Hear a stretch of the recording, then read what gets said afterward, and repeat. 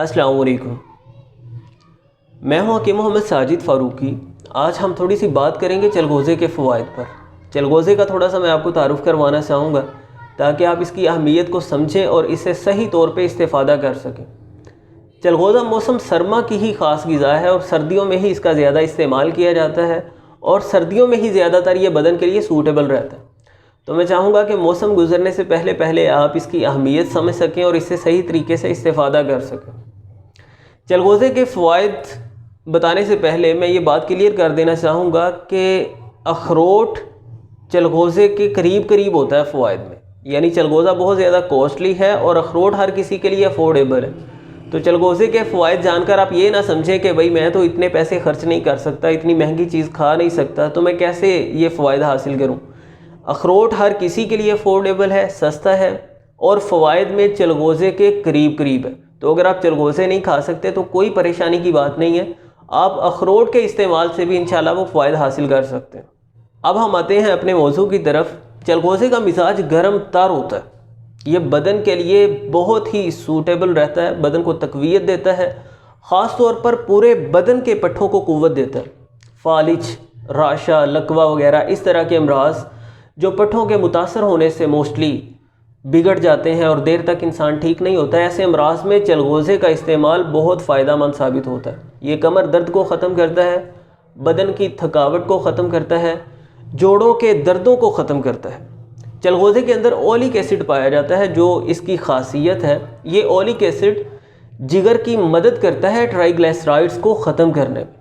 Triglycerides में आपको बताना चाहूँगा कि ये बहुत ही मुज़िर किस्म की चिकनाइयाँ होती हैं जो जम जाती हैं बदन के अंदर और बड़े पेचीदा कॉम्प्लिकेटेड अमराज पैदा करते हैं। तो चलगोज़े के अंदर पाया जाने वाला ओलिक एसिड जिगर की मदद करता है ट्राइग्लिसराइड्स को ख़त्म करने में। इस तरह चलगोज़ा हमें ओवरऑल पूरे बदन की दर्दों से, थकावटों से निजात पाने में मदद देता है। ये मुकव्वी बदन है, बदन को बहुत ज़्यादा क़ुव्वत देता है। मुअल्लिद मनी है, यानी इसके इस्तेमाल के साथ मादा हयात की मनी की पैदाइश में बहुत ज़्यादा इजाफ़ा हो जाता है। चलगोज़ा मुसम्मने बदन भी है, बदन को खोलता है, यानी तस्मीने बदन के लिए इसका इस्तेमाल बहुत कसरत से किया जाता है। और अगर आप मुसम्मिने बदन के तौर पर इसे खा रहे हैं, बदन को खोलना चाहते हैं, आप चलगोज़े का इस्तेमाल कर रहे हैं, तो साथ दूध ज़रूर इस्तेमाल करें। इंशाल्लाह इससे बड़ी जल्दी बदन फरबा होना शुरू हो जाता है। और चलगोज़े के अंदर ख़ास इस तरह की खसूसियात पाई जाती हैं कि ये मेमोरी को बड़ा शार्प करता है, दिमाग को तेज़ कर देता है, हाफ़िज़ा इंसान का बहुत ज़्यादा मजबूत हो जाता है चलगोज़े के इस्तेमाल के साथ। चलगोज़े की एक बहुत ख़ास बात मैं आपको बताता चला जाऊँ कि पुरानी से पुरानी खांसी जहाँ पर कोई चीज़ फ़ायदा ना कर रही हो, वहाँ पर चलगोज़ा बड़ा फ़ायदा करता है।